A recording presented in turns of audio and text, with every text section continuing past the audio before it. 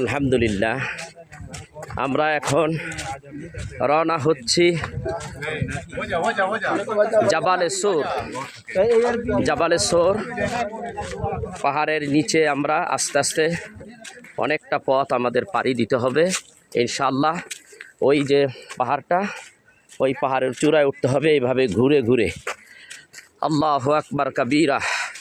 আপনারা সবাই আমাদের সাথে সংযুক্ত থাকুন, ইনশাআল্লাহ আমরা যেতে পারবো ইনশাআল্লাহ।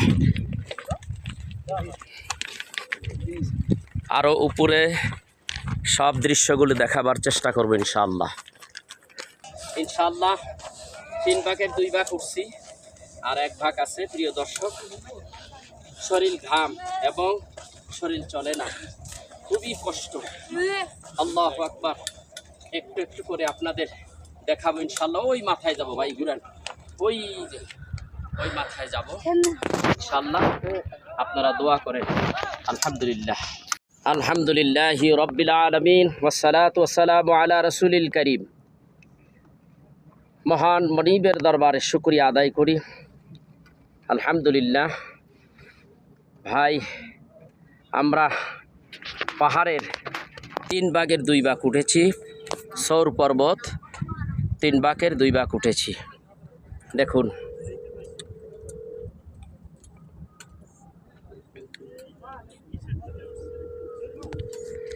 একটু বিশ্রাম নিচ্ছি। এই ফাঁকে কিছু কথা আপনাদেরকে শুনিয়ে দিই। একটা লাঠি দিয়েছে, 1 বোতল পানি দিয়েছে। এখানে এইগুলি সব অনেকে হাদিয়া স্বরূপ দিয়ে থাকেন, আলহামদুলিল্লাহ। আর এই জায়গাটা আসছি এত দূর, অনুভব করতেছি আল্লাহর হাবিব কত কষ্ট করেছেন দ্বীনের জন্যে, ধর্মের জন্যে।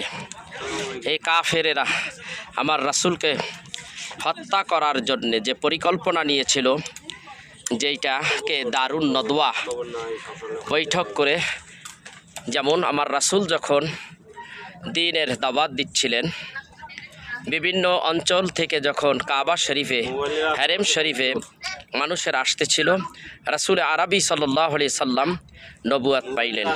নবুয়াত পাওয়ার পরে আর বসে থাকেন নাই, মানুষের ভিতরে দাওয়াত দিচ্ছিলেন। দাওয়াত যখন দিচ্ছিলেন, অনেক জায়গার থেকে অনেকে সাপোর্ট করতেছিলেন, কিন্তু আবু জাহেল, আবু লাহাব, আবু সুফিয়ান তখনও মুসলমান হয় নাই। এরা বিরোধিতা করতেছিল, নবীজিকে অনেক জ্বালাতন দিচ্ছিল এবং মানুষদেরকে বলে দিচ্ছিল যে তোমরা তার কথা শুনবে না, তার কাছে তোমরা যাইবে না, কারণ সে একজন পাগল, তার কাছে তোমরা কেউ যাবে না। তো দেখা গেছে রাসূলুল্লাহ সাল্লাল্লাহু আলাইহি সাল্লামের কাছে যারা বসতো, আসতো, নবীজি যখন মানুষের কাছে দাওয়াত দিতেন, আবু জাহেল বলতো পাগল, কিন্তু যারা আমার রাসূলকে দেখতেন, দেখলেই তারা আশ্চর্য হয়ে যাইত যে পাগল কখনো এরকম হতে পারে। রাসূলুল্লাহ সাল্লাল্লাহু আলাইহি সাল্লামের চেহারা মোবারক দেখে তারা অবাক হয়ে যেতেন। রাসূলের কথাগুলি তারা মনোযোগ সহকারে শুনতেন। দেখা গেল যে অনেকেই রাসূলুল্লাহ সাল্লাল্লাহু আলাইহি সাল্লামের ইসলামের দাওয়াত কবুল করেছেন, কলেমা পড়েছেন। এই অবস্থা যখন একটু বেগবান হতেছিল, তখনই কাফেরেরা নবীজিকে অনেকভাবে প্রেসার সৃষ্টি করতেছিল এবং অনেক যন্ত্রণা দেওয়া শুরু করলো। এক পর্যায়ে আল্লাহর হাবিবকে হত্যা করার জন্যে পরিকল্পনা নিচ্ছিল। যেইখানে বসে তারা এই পরিকল্পনা করতেছিল, সেটা হলো হারেম শরীফের একটু উত্তর দিকে মসজিদে সাজারা, ওই রাস্তা দিয়ে সামনে এগিয়ে যেতে হয়, যেটাকে দারুন নদওয়া বৈঠক বলা হয়। সেখানে তারা অনেক কথা, সিদ্ধান্ত হলো রাসূলুল্লাহ সাল্লাল্লাহু আলাইহি সাল্লামকে কীভাবে হত্যা করা যায়। তো সেজন্য রাসূলুল্লাহ সাল্লাল্লাহু আলাইহি সাল্লামকে আল্লাহ বলে দিলেন, হাবিব আপনি আর মক্কায় থাকবেন না, এই মুহূর্তে মদিনার দিকে রওনা হন, হিজরত করুন। রাসূলুল্লাহ সাল্লাল্লাহু আলাইহি সাল্লাম রাত্রিবেলা বের হলেন। বের হয়ে দেখে তার গৃহের চতুর্দিকে কাফেরেরা উৎ পেতে বসে আছে। নবীজি সাল্লাল্লাহু আলাইহি সাল্লাম হযরতে আলী কাররামাল্লাহু ওয়াজহাহুকে ঘরে রেখে গেলেন। হযরতে রাসূল আরবি সাল্লাল্লাহু আলাইহি সাল্লাম সোজা বের হচ্ছিলেন, এমন সময় দেখে সমস্ত কাফেরেরা বসে আছে, দাঁড়িয়ে আছে, বসে আছে। তখন রাসূলুল্লাহ সাল্লাল্লাহু আলাইহি সাল্লাম সূরা ইয়াসিন থেকে কিছু তেলাওয়াত করে শাহাতুল উজু পড়ে তিনি এক মুষ্টি বালু তাদেরকে লক্ষ্য করে নিক্ষেপ করলেন। এখানেই কথা রাখলাম, ইনশাআল্লাহ স্পটে যে বাকি কথা শোনাবো ইনশাআল্লাহ। আমরা সামনের দিকে এগুবো, এখনো অনেকটা পথ আমাদের এগিয়ে যেতে হবে। আলহামদুলিল্লাহ, আমরা মনে হয় খুব নিকটবর্তী। এই যে দেখুন বড় বড় পাহাড়ের পাথরগুলি দেখছেন, আল্লাহর অসীম কুদরত এইগুলি বহন করে। এই তো আমরা একেবারে কাছাকাছি চলে আসছি। প্রিয় দর্শক লক্ষ্য করেন, আমরা কিন্তু অনেক কষ্টর বিনিময়ে 2 ঘন্টার বেশি অতিক্রম করেছি এই পথ, এই গিরিপথে। ইনশাআল্লাহ আমরা প্রায় কাছাকাছি চলে আসছি। প্রিয় দর্শক,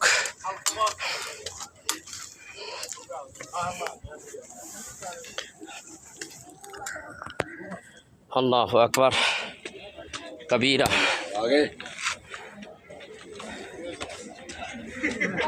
এই যে দেখুন,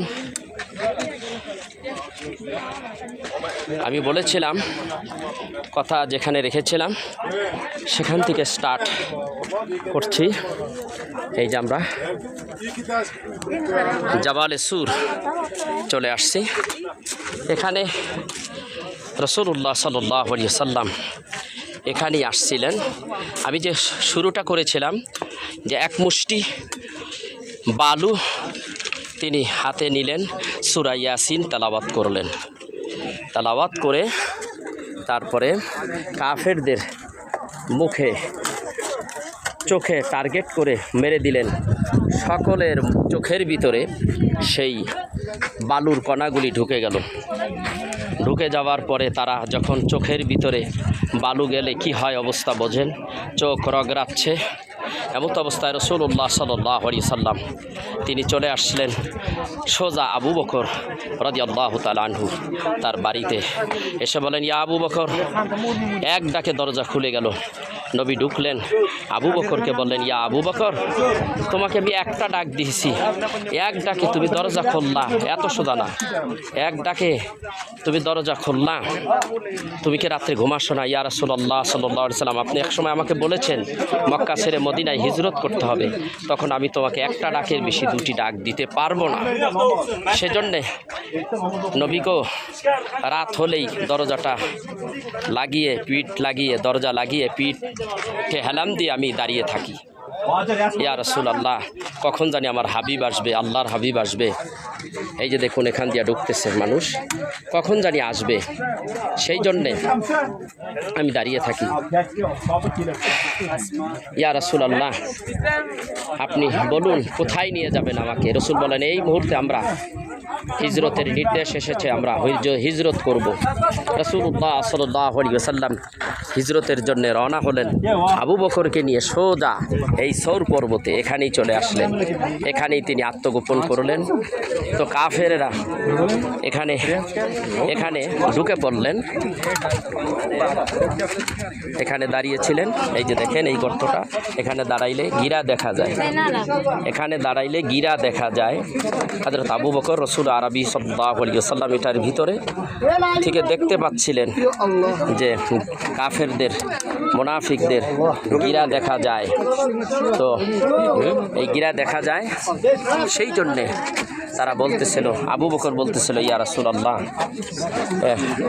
আমরা মনে হয় ধরা পড়ে যাচ্ছি, আমরা তো মাত্র 2 জন, আর এখানে কাফেরেরা কত। আল্লাহ রাব্বুল আলামিন তখন বললেন যে, হে আবু বকর, লা তাহজান ইন্নাল্লাহা মাআনা, ভয় পেও না, আমরা 2 জন নয়, আমাদের প্রভু পরওয়ারদিগার রব্বুল আলামিন আমাদের সঙ্গে রয়েছেন। এই সেই সৌর পর্বত নবীজি সাল্লাল্লাহু আলাইহি সাল্লাম এখানেই আত্মগোপন করেছিলেন 3 দিন 3 রাত। এরপরে রাসূলুল্লাহ সাল্লাল্লাহু আলাইহি সাল্লাম এখান থেকে সোজা মদিনার পথ ধরে চলে গিয়েছিলেন। আসলে এখানে একটা সত্য একটা হেকমত বিরাজ করতেছে। রাসূলুল্লাহ সাল্লাল্লাহু আলাইহি সাল্লাম তিনি কত হেকমতওয়ালা নবী, তিনি কত জ্ঞানী।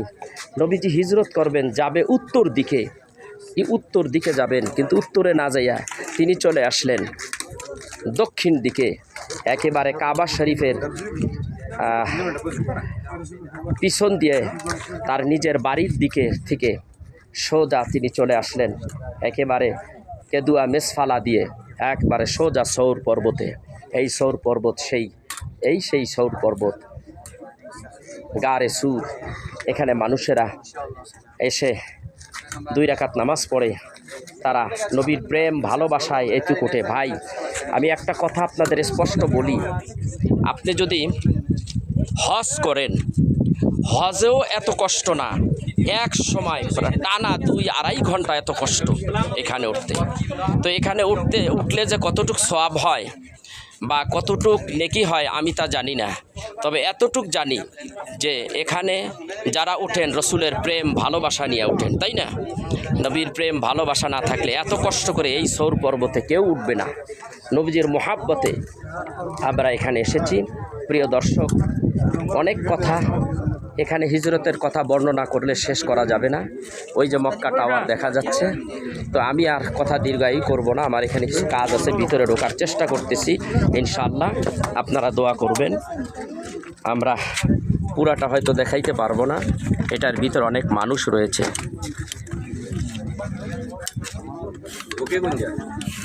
আল্লাহু আকবার। আরেকটা পথ আছে ওই দিক দিয়ে বোধহয়। আল্লাহ, ঢোকে কোনখান দিয়া ভাই? এই দেখেন খুবই ছোট। আল্লাহ, আল্লাহু আকবার। এই যে দেখুন, আল্লাহু আকবার। সবাই একটু একটু নামাজ পড়তেছে।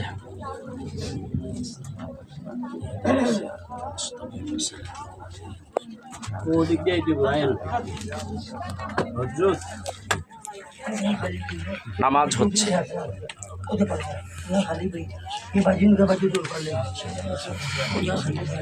আমি ভিতরে রয়েছি।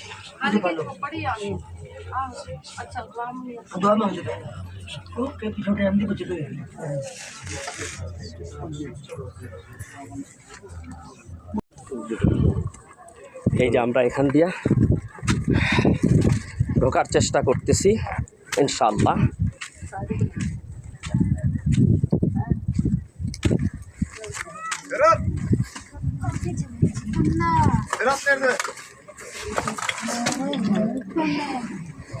আলহামদুলিল্লাহ, আলহামদুলিল্লাহ, আলহামদুলিল্লাহ, আলহামদুলিল্লাহ। অনেক লম্বা পথ পাড়ি দিতে হবে, এখন নামার পালা। নামতেছি, সবাই দেখুন আমরা নামতেছি সৌর পর্বত থেকে, যেখানে রাসূলুল্লাহ সাল্লাল্লাহু আলাইহি সাল্লাম আত্মগোপন হয়েছিলেন আল্লাহর নির্দেশে। আমরা সেই দিক থেকে নিচের দিকে নামছি, দেখুন কত নিচু। আল্লাহ, অনেক পথ। এখান থেকে কিন্তু সোজাসুজি নামা যাবে না, আমরা কিন্তু বাঁকা তারা করে নামবো, অনেক রাস্তা। আল্লাহ সুবহানাহু ওয়া তাআলা, ইয়া রাব্বুল আলামিন, ইয়া রহমানুর রহিম। এখন আমাদের শুধু নামাইর পালা। আল্লাহু আকবার কবীরা। নামছি। এটা সেই গুহা যেখানে রাসূলুল্লাহ সাল্লাল্লাহু আলাইহি সাল্লাম আত্মগোপন করেছিল। যখন কাফেরেরা সেখানে যে পৌঁছাইলে, তখন তার হাবিবকে বাঁচাবার জন্যে এক জোড়া কবুতর ডিম নিয়ে বসেছিল, মাকড়সার জাল বুনিয়ে ছিল। কাফেরেরা একে অপরকে বলা শুরু করলো। একজন বলে এটার ভিতরে রসুল আছে, মুহাম্মদ সাল্লাল্লাহু আলাইহি সাল্লাম আছে। আর সবাই বলতে লাগলো না, এটার ভিতরে রসুল নেই, যেহেতু এখানে এক জোড়া ডিম নিয়ে কবুতর বসে আছে আর মাকড়সায় জাল বুনিয়ে আছে। যদি এখান দিয়ে কোনো ব্যক্তি প্রবেশ করত তাহলে অবশ্যই এই জালগুলি ছিঁড়ে যেত, এই কবুতর এখানে বসে থাকতো না। এইগুলি হলো আল্লাহর অসীম মহিমা, তার মেহেরবানি, তার হাবিবকে কিভাবে রক্ষা করবেন, কিভাবে এই কাফেরদের জুলুমদের হাত থেকে তাকে বাঁচিয়ে দিবেন। সেই জন্যই আল্লাহ রব্বুল আলামিন কবুতরের ডিম নিয়ে বসা, মাকড়সার জাল বোনানো, এই ব্যবস্থা আল্লাহর পক্ষ থেকে, এগুলি সবই আল্লাহর পক্ষ থেকেই। আল্লাহ বলেন ইন্নাল্লাহা মাআস সাবিরিন। আল্লাহ দেখেন অনেকটা রাস্তা আমাদের পেরিয়ে যেতে হবে। এটা এখন আমরা নামতেছি শুধু। আল্লাহ আল্লাহু আকবার। সৌর পর্বত থেকে মাওলানা এম এ লতিফ নুরি।